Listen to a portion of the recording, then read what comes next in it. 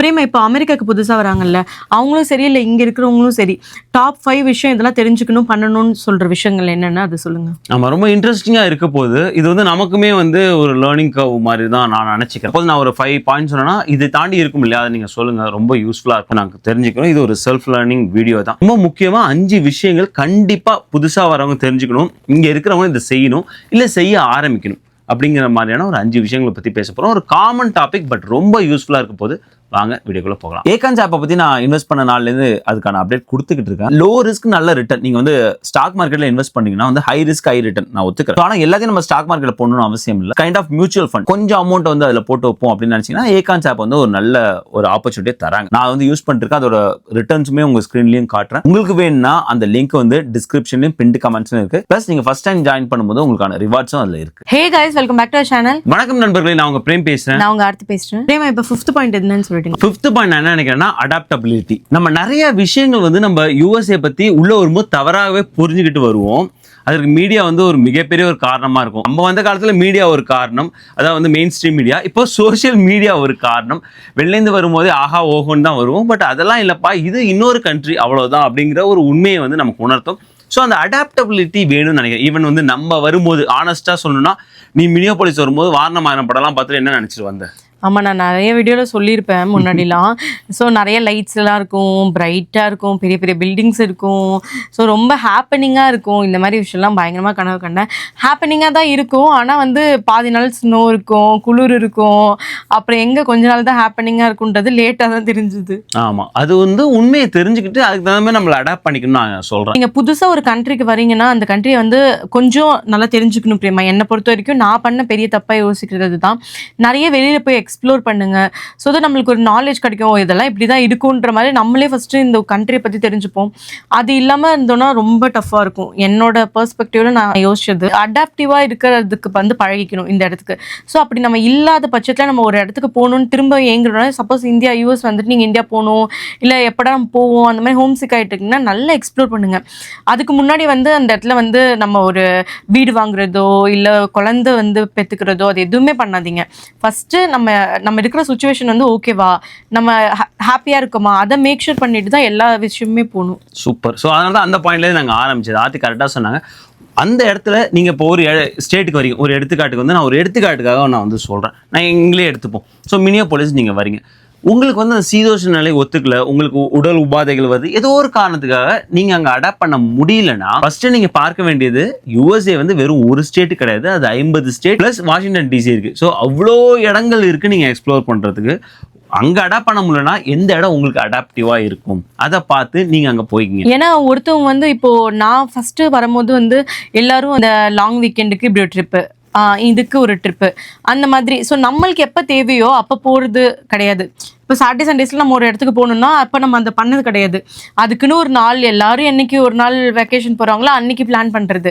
இந்த மாதிரிலாம் நம்மளே வந்து வெளில எக்ஸ்ப்ளோர் பண்ணாமல் வச்சுருக்கிறது வந்து ரொம்ப தப்பான விஷயம். ஸோ கண்டிப்பாக நல்லா எக்ஸ்ப்ளோர் பண்ணுங்கள். அதுக்கப்புறமே வந்து நம்மளுக்கு பிடிச்சிரும் ஒரு ஸ்டேஜில். அதுக்கப்புறமே வந்து எல்லா விஷயமும் லைக் வீடு வாங்குறதா இருக்கட்டும், அதுக்கப்புறம் நம்ம இங்கே ஒரு ஃபேமிலி பில்ட் பண்ணுறதா இருக்கட்டும், எல்லாமே வந்து அதுக்கப்புறம் நடந்தால் அந்த ப்ராசஸ் வந்து ஸ்மூத்தாக போகும். சூப்பர். ஸோ அது நல்ல பாயிண்ட். ஸோ இந்த பாயிண்ட்லேயே தான் நான் 4th பாயிண்ட் வருது, சொன்னதுலேருந்து தான் வருது. அது என்னன்னா வந்து self learning and break the bubble.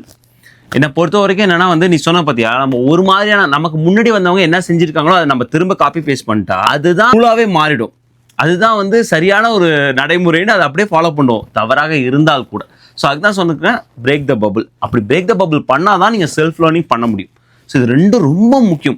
அது யூஎஸ்ஏ மாதிரியான கண்ட்ரியில் செல்ஃப் லேர்னிங் மட்டும்தான் உங்களை அடுத்த நிலைக்கு கொண்டு போகும். நான் வந்து பர்சனலாக திங்க் பண்ணுறேன். ஒரு சிம்பிள், நீங்கள் ஒரு வீடு கட்டுறீங்க, வீடு கட்டி நீங்கள் குடி போடுறீங்க, அது வந்து கேபினெட் வந்து நீங்கள் வாங்கணும்னு வச்சுங்களேன், அது டிஐஒய் பண்ணால் தான் முடியும். ஏன்னா அவங்க கேபினெட் கொடுக்கும்போது அதுக்கான பார்ட்ஸ் எல்லாமே கொடுத்துருவாங்க. நீங்கள் உட்காந்து ஒரு 1 hour 2 hour வந்து என்ன பண்ணணுமோ பண்ணி. ஸோ இந்த செல்ஃப் லேர்னிங் வேணுங்கிறேன். இல்லைனா வந்து எல்லாத்துக்குமே அது பண்ணுறதுக்கு நம்ம வந்து ஒரு டெக்னீஷியன் கூப்பிட்டோம் இல்லை ஒரு கான்ட்ராக்டர் கூப்பிட்டோம்னு வச்சுங்களேன், $100 இல்லை $250 வந்து மொய் எழுதணும். ரைட். ஸோ செல்ஃப் லேர்னிங் ரொம்ப முக்கியம். ஆர்த்தி சொன்ன பாயிண்ட் அதுதான், அந்த பிரேக் த பபிள் பண்ணால் தான் நீங்கள் செல்ஃப் லேர்னிங் பண்ண முடியும். நான் ஒரு 2 years வரைக்கும் வந்து பிரேம் எது பண்ணணும்னு சொன்னாலும் நான் பண்ண விட்டதே கிடையாது. லைக் நாங்கள் இந்த ஊருக்கு வந்தபோது ஒரு கிராசரி வாங்குறதா இருக்கட்டும், ஒரு விஷயம் தனியாக போய் எக்ஸ்ப்ளோர் பண்ணுறதா இருக்கட்டும், ஒரு 5 to 6 months வரைக்கும் நாங்கள் அந்த மாதிரி விஷயம் பண்ணதே கிடையாது. யாரோடையாவது ஒரு டிபெண்டன்சி வச்சுட்டு இவங்க வரலைன்னா நம்ம அந்த இடத்துக்கு போக முடியாது, இவங்க வந்தால் தான் அந்த இடத்துக்கு போகணும். இல்லைன்னா சாட்டர்டேலாம் எனக்கு ரொம்ப சுகமாயிடும், என்ன பண்ணுறதுன்னு தெரியாமல் சமைச்சு சாப்பிட்டுட்டு தூங்கிட்டு இருப்போம். அப்புறம் எந்திரிச்சா ரொம்ப டார்க்காக இருக்கும், ஒரு செம்ம சண்டை நடக்கும். அந்த சண்டை முடிகிறதுக்கு அடுத்த நாள் ஆகிடும், 1 மணி 2 மணி ஆகிடும். இப்படியே ரொம்ப நாள் நாங்கள் பண்ணிட்டே இருந்தோம். என்ன பண்ணுறதுனே தெரியல, ஊருக்கும் போகிறதுக்கு மனசு வரல, எதுவுமே வரல. இந்த மாதிரி ஒரு ஸ்டேஜில் இருந்தீங்கன்னா கண்டிப்பாக வந்து அதுக்கு ஒரு எண்டு கார்டு போட்டுட்டு கண்டிப்பாக ஒரு நல்ல இடத்துக்கு போய் விசிட் பண்ணுங்க, நிறைய விஷயம் தெரிஞ்சுக்கோங்க. டிரைவிங் பண்ணுறதுக்கு நான் அலோவ் பண்ணதே இல்லை அந்த டைம்லலாம். ஏன்னா வந்து எனக்கு பயம், இவங்களுக்கு ஓட்டு தெரியாது. அந்த இடத்துல நான் மினியாபோலிஸ்ல இவங்க டிரைவ் பண்ணியிருக்காங்க, உங்களுக்கு அந்த இடம் அட்லீஸ்ட் கம்ஃபர்டபுளாக இருக்கும், இந்த இடம் ஃபஸ்ட்டு நீங்கள் என்னன்னு தெரிஞ்சுக்கோங்க அப்படிலாம் சொல்லி அந்தளவுக்கு எனக்கு ரொம்ப பயமாக இருந்துச்சு. ஸோ அந்த மாதிரி நான் வந்து சில விஷயம் பண்ணியிருக்க கூடாதோ, ஓவர் டூ பண்ணணும் அந்த டைம்லன்னு நான் லேட்டாக ரிக்ரெட் பண்ணுது. நிறைய நேரங்களில் நானுமே அதை திங்க் பண்ணியிருக்கேன். இங்கே வந்து சீக்கிரம் இருட் ஆகிடும், அதாவது ஸ்னோ காலங்களில், அதாவது வந்து ஒரு 7 months அந்த மாதிரி போகும். ஆனால் அதெல்லாம் பிரச்சனை இல்லை. பிரச்சனை எங்கன்னா நம்மள்ட்ட தான், நம்ம அந்த பபுளை உடச்சிட்டு வராமல், நம்ம வந்து ஒரு செல்ஃப் லேர்னிங்க்கு ரெடி ஆகாமல், நம்ம எக்ஸ்ப்ளோர் பண்ணாமல், நம்ம அப்படியே வந்து இங்கே வந்து வெதரையும் எல்லாத்தையும் கொத்த சொல்லி உட்காந்துட்டோம். ஸோ அதை உடச்சி பார்க்கும்போது தெரியுது, ஓகே இன்னும் நிறைய விஷயங்கள் இருக்குது, நம்ம ஒரு ரொட்டீனுக்குள்ளே சிக்கிக்கிட்டோம் அப்படின்னு வந்து தெரியுது. எப்படி வந்து அந்த ரொட்டீன் பண்ணும்போது அந்த வாழ்க்கையை வந்து ஒரு சலிப்பு தட்டுற அளவுக்கு வந்து போயிடும். ஈவன் நான் வேலையிலுமே அதே சொல்கிறேன், நான் அதே வேலையை திரும்ப நான் பண்ணிட்டு இருக்கும்போது உண்மையாகவே எனக்கு ஒரு சலிப்பு வந்துடும். வேலையிலையும் நம்ம வந்து ஒரு புது விஷயங்கள் பண்ணால் தான் ஒரு செல்ஃப் லேர்னிங், ஒரு இன்னோவேஷன், இல்லை அடுத்தடுத்த ஸ்டெப், அதாவது புது டெக்னாலஜியை அக்செப்ட் பண்ணிட்டு அதை கற்றுக்கிட்டு பண்ணால் தான் கொஞ்சம் அந்த ரிஃப்ரெஷிங்காக இருக்கும். இல்லை ஒர்க்லேயும் இல்லை, எனக்கு வந்து ஆனஸ்டாகவே ரொம்ப ஒரு போர் அடிச்சு. ஸோ அதனால தான் ரொம்ப முக்கியம் இருக்கு யூஎஸ் மாதிரி இடங்கள்ல. யூஎஸ் மட்டும் இல்லை, எல்லா கண்ட்ரிக்குமே இது பொருந்தும். கரெக்ட். ஸோ அது ஒரு ஆஸ் அ ஃபேமிலியாகவும் ஒரு நல்ல வைப் கொடுக்கும், ப்ளஸ் உங்கள் கெரியர் க்ரோத்துக்கும் ரொம்ப இம்பார்ட்டண்ட்டாக இருக்கும். ஸோ அதனால தான் சொல்கிறது self learning and break the bubble. Third point Prema. Third point என்னன்னா வந்து ஒரு ஷார்ட் டேர்ம் அது ஒரு பிளானை வச்சிங்க அப்படின்னு நான் வந்து சொல்லுவேன். நிறைய நேரங்களில் பார்க்குறேன், நம்ம மக்கள்கிட்ட பேசும்போது வந்து என்ன எனக்கு இப்போ தெரில, அப்படியே போய்கிட்டு இருக்கு அப்படின்னு லைஃப்னு சொல்கிறாங்க. அது கரெக்டு தான். ஈவன் நானுமே அந்த மாதிரி வந்து நிறைய ஃபீல் பண்ணியிருக்கேன். லைஃப் ஓடுற ஓட்டத்தில் நம்ம ஓடுவோம், எதுக்கு நமக்காக ஒரு வழியை வச்சுட்டு ஓடணும், அது நல்லா இருக்குமே அப்படின்னு. கரெக்டு தான், நான் அது வேணான்னு சொல்ல. ஆனால் ஒரு ஷார்ட் டேர்முக்காவது ஏதோ ஒன்று நம்ம பிளான் இருக்கணும்னு நான் நினைக்கிறேன். இதை நான் யாரிடம் இருந்து கற்றுக்கிட்டேன்னா, நிறைய தெலுங்கு நண்பர்கள்ட்ட இங்கே பழகக்கூடிய வாய்ப்பு வரும்போது அவங்க அட்லீஸ்ட் ஒரு ஷார்ட் டேர்மாவது ஒரு பிளான் வச்சுட்டு மூவ் பண்ணுறாங்க. நம்மள்ட்ட அது இல்லாதனால நான் என்ன நினைக்கிறேன்னா, நிறைய விஷயங்களும் நம்ம மக்கள் வந்து மிஸ் பண்ணிடுறாங்க. அது வந்து நான் வெறும் வீடு வாங்குறதுல மட்டுமே சொல்ல, அது வந்து ஃபினான்ஷியலாக சொல்கிறோம். அதாவது வந்து நீங்கள் இன்வெஸ்ட் பண்ணுறது, நான் வீடுங்கிற தாண்டி சொல்கிறேன், நாங்கள் இன்வெஸ்ட் பண்ணுறதுல நம்ம மிஸ் பண்ணிடுறோம். முக்கியமாக இமிகிரேஷன் சம்மந்தமாகவும் மிஸ் பண்ணிவிட்டு கடைசி நேரத்தில் தான் வந்து ஓகே 6 year முடிய போகுது, அவ்வளோதான் என்னோட கேப் லிமிட் முடிய போகுது, நான் கிளம்பணுங்கிறது கடைசி நேரத்தில் தான் I-140 அதெல்லாமே போகிறாங்க. நிறைய இந்தியன் கம்பெனிஸ் வந்து அதெல்லாம் சொல்கிறது இல்லைல்ல பிரேமா. அதுக்கு தான் நான் வந்து 4th பாயிண்ட் சொன்ன செல்ஃப் லேர்னிங். யார்ட்டுமே நீங்கள் எதிர்பார்க்காதீங்க இது எல்லாமே இங்கே சொல்லுவாங்க, எல்லாமே ஷேர் பண்ணுவாங்க அப்படிங்கிற ஒரு எதிர்பார்ப்பு மட்டுமே வச்சுருவாங்க. உண்மையாகவே ஹானஸ்ட்டாகவே இந்த சேனல் ஆரம்பித்து நாங்கள் ஷேர் பண்ணதே அது ஒரு விஷயத்துக்காக தான். ஸோ எல்லாருக்குமே வந்து எல்லாமே தெரியும் போது அது ஒரு பிளாட்ஃபார்ம் வந்து ரொம்ப ஈக்குவலாக இருக்கும். நிறைய நாங்கள் மிஸ் பண்ணியிருக்கோம். ஸோ அதனால் வந்து நீங்கள் வந்து ஒரு ஷார்ட் டேர்ம் பிளான் வச்சிங்க, அதுவுமே நான் மிஸ் பண்ணதுனால தான் நான் சொல்கிறேன். ஒருவேளை அதை நான் இப்போ யோசிப்பேன், ஒரு ஷார்ட் டேர்ம் பிளான் நம்ம அப்பயே வச்சுருந்தா இன்னும் நிறைய நம்ம ஃபினான்ஷியலாக இன்னும் நல்லா ஸ்ட்ரென்த்தாக இருக்கலாம். நான் வந்து அடிக்கடி இவங்க கிட்ட கேட்பேன், நீங்கள் அப்போ வந்த போது இந்த மாதிரி விஷயம்லாம் பண்ணியிருக்கணும், ஏன் பண்ணலை, அப்போல்லாம் அதை பற்றி எனக்கு ஐடியாவே இல்லை இவங்க கூட ஒர்க் பண்ண எல்லாருமே பண்ணியிருக்காங்களே, இல்லை அதை பற்றி ஷேரிங்லாம் அப்போ இல்லை அப்படின்னு சொல்லுவாங்க. ஆமாம், அதுதான் நம்ம வந்து நீங்கள் புதுசாக வரீங்கன்னா இல்லை இப்போ தான் வந்தீங்கன்னாலுமே அந்த ஒரு ஷார்ட் டேர்முக்கு ஏதாவது ஒன்று பிளான் பண்ணி வச்சுங்க. அது நான் என்ன சொல்ல வரேன்னா, இப்போ இமிகிரேஷன் தான் I-140 பண்ணிடுவோம், நீங்கள் இது வரைக்கும் I-140 பண்ணலன்னா பண்ணி வச்சுருங்க. ஏன்னா உங்களுக்கு அப்புறம் H-1B வந்து அதுக்கப்புறம் வந்து ரினியூ பண்ணுறது அது கண்டிப்பாக வந்து தேவைப்படும். ப்ளஸ் H-4க்கு நான் பல தடவை சொல்லியிருக்கேன், டிபெண்டன்ட்க்கு அது EAD தருது, அது பயங்கர ஒரு பவர்ஃபுல். அதை வச்சுட்டு அவங்க நிறையா ஒர்க் பண்ணலாம். ரைட், ஒன்றுக்கு மேற்பட்ட வேலை கூட அவங்க பண்ணலாம். ஸோ அது நல்ல ஒரு ஆப்பர்ச்சுனிட்டி தரதுல உங்களுக்கு ஃபினான்ஷியலாகவும் ஒரு ஷார்ட் டேர்ம் பிளான் பண்ண வச்சுருங்க. வீடுங்கிறது கண்டிப்பாக அது ஒரு ஆப்ஷன் இருக்குது. நீங்கள் வந்து ஒரு இடத்துல வந்து நான் ஒரு 4 to 5 years அங்கே தான் இருக்க போகிறேன், ஒரு நல்ல கம்யூனிட்டி இருக்குது, நம்ம மக்கள் இருக்காங்க அப்படின்னா நீங்கள் இந்த வீடு வாங்குறத பற்றி கூட யோசிக்கலாம். அது ஒரு ஆக்சுவலாக வீடு வந்து என்னை பொறுத்த வரைக்கும் ஒரு நல்ல ஒரு ஹாப்பினஸ் கொடுக்கும். அப்பார்ட்மெண்ட்ஸில் இருக்கிறத விட இண்டிவிஜுவல் ஹோமில் இருக்கும்போது இன்னும் நம்மளுக்கு நிறைய திங்ஸ் பண்ணிகிட்டே இருக்க மாதிரி இருக்கும். அதுலேயும் போர் அடிச்சுன்னா ஒரு ஸ்டாப் எடுத்துகிட்டு பிரேக் எடுத்துக்கோங்க. ஸோ வீடு வந்து கண்டிப்பாக ஒரு நல்ல இன்வெஸ்ட்மெண்ட்டாக இருக்கும்னு நான் நினைக்கிறேன். ஆமா, நம்ம அது ஒரு ஹாப்பினஸ் கூட, இன்வெஸ்ட்மெண்ட் பர்பஸ் கூட நான் யோசிக்கிறதுல ஹாப்பினஸ் அது. எக்ஸாக்ட்லி. ப்ளஸ் இன்வெஸ்டிங் போது வீடை தாண்டி நிறைய விஷயங்கள் இருக்கு. நீங்க ஸ்டாக் மார்க்கெட் எப்பயுமே நான் சொல்றதா, ஸ்டாக் மார்க்கெட்ல ரிஸ்க் இருக்கு, மார்க்கெட் ரிஸ்க் இருக்கு. உங்களோட விஷயம் அதெல்லாம். ஏன்னா நீங்க அதுல இன்வெஸ்ட் பண்ணுமா இல்ல வேணாமன்றதுலாம் அது உங்களோட இதை பொறுத்தது. கரெக்ட். ஸோ கண்டிப்பா நான் வந்து என்ன ஃபீல் பண்ணேன்னா, ஒரு ஸ்டேஜ்க்கு அப்புறம் நாங்க ரொம்ப லேட்டா தான் இந்த மாதிரி ஒரு விஷயம்லாம் இருக்குன்றதே தெரிஞ்சுது.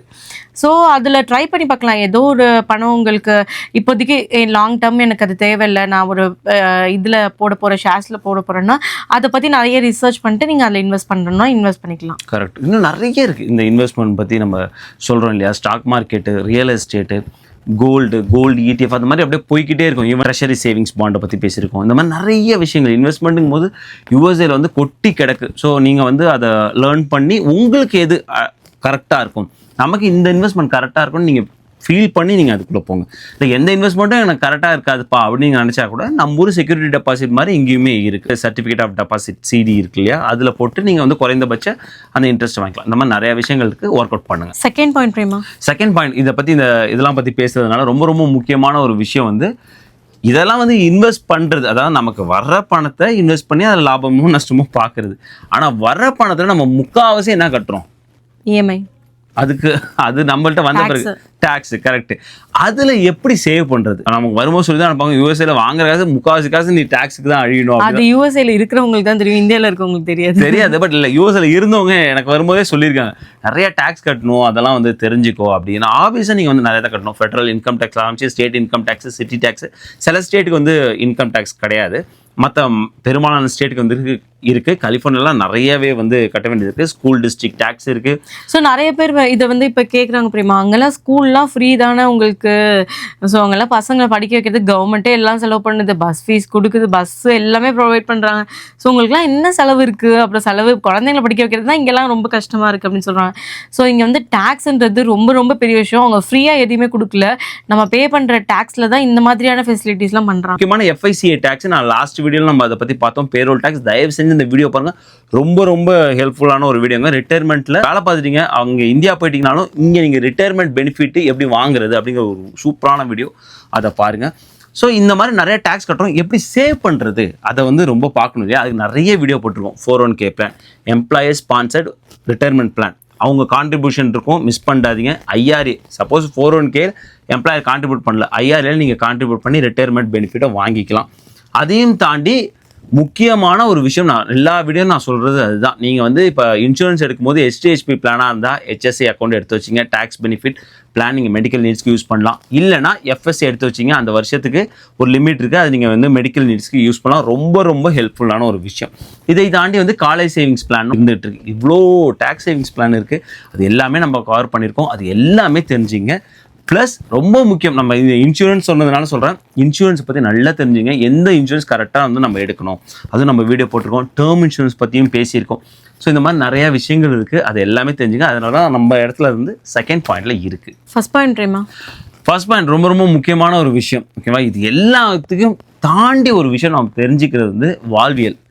அதாவது நம்ம எப்படி வந்து நம்ம இந்தியன் கல்ச்சரையும் வெஸ்டர்ன் கல்ச்சரையும் பேலன்ஸ் பண்ணணும் இங்கே அப்படின்னு. அது எல்லா விஷயத்தையும் இப்போ ஃபேமிலி இங்கே வளர்க்கும் போது, குழந்தைங்களை இங்கே வளர்க்கும் போது எப்படி பேலன்ஸ் பண்ணும், ஆஃபீஸில் எப்படி பேலன்ஸ் பண்ணணும், இந்த மாதிரி நிறைய விஷயங்கள் வந்து தெரிஞ்சுக்கணும். கண்டிப்பாக குழந்தைங்களை வளர்க்கும் போது இங்கே வந்து இந்த கல்ச்சர் கேப் வந்து ஒரு கண்டிப்பாக வந்து கத்தி மேலே நடக்கிற மாதிரியான ஒரு விஷயம் தான். ஸோ அதை வந்து சீராக கையாளணும். அதுக்கு வந்து நம்ம நிறைய வந்து நம்ம குழந்தைங்கள்ட்ட பேசணும். நம்ம நிறைய வீடியோவில் அதுதான் சொல்லியிருக்கோம். அந்த ஒரு கேப் வந்து நம்ம சின்ன வயசுலேயே வந்து விட்டுறக்கூடாது. இப்போ தான் வந்து நம்ம Indian culture plus western culture அவங்களுக்கு அடாப்ட் பண்ணி அவங்கள வந்து வளர்க்க முடியும். அது ரொம்ப முக்கியம்.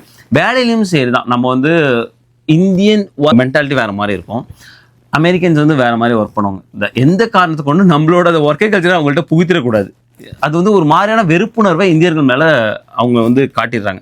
இல்லை இந்தியர்கள்னாலே இப்படி தான் அப்படின்னு வந்து காட்டிடுறாங்க. ஸோ அந்த மாதிரி ஒரு விஷயம் வந்து தெரிஞ்சுக்கணும். கல்ச்சர் மெயின்டைன் பண்ணுறது, அதாவது Indian and western culture maintain பண்ணுறது ஃபேமிலியும் சரி ஜாப்லையும் சரி ரொம்ப இம்பார்ட்டன்ட். ஐ ஹோப் உங்களுக்கு இந்த வீடியோ யூஸ்ஃபுல்லாக இருந்திருக்கு நினைக்கிறேன். மறக்காம நம்மளோட சேனல் லைக் பண்ணுங்கள், ஷேர் பண்ணுங்கள், சப்ஸ்கிரைப் பண்ணுங்கள். மறக்காம அந்த பெல் ஐகானை தட்டி விட்டு போங்க. தேங்க்ஸ் ஃபார் வாட்சிங் திஸ் வீடியோ ஃப்ரெண்ட்ஸ். நன்றி.